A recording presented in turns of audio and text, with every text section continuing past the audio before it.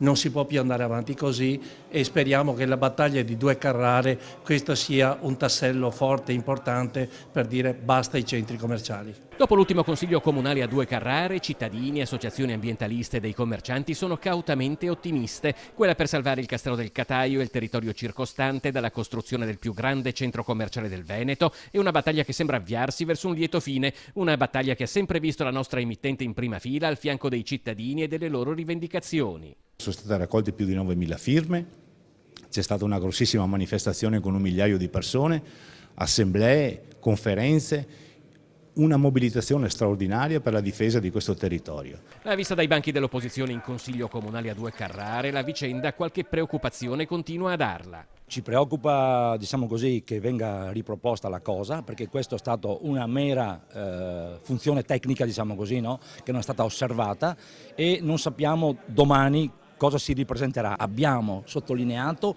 la conduzione veramente vergognosa da parte dell'amministrazione comunale di Due Carrare in merito a quella che è stata la procedura per arrivare a questo tipo di momento.